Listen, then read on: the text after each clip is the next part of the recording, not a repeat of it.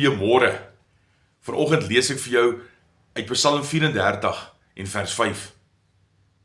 Ek het die Here gesoek en hy het my geantwoord en my uit al my vrees gered.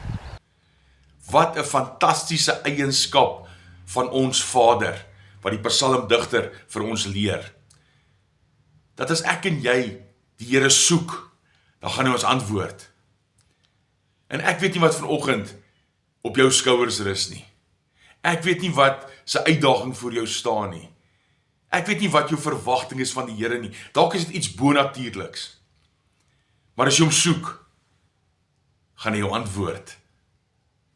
En daar is nie vanoggend 'n manier om die Here te soek nie.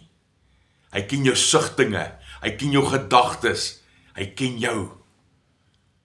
En hy wil met jou praat. Die Here seën jou vandag.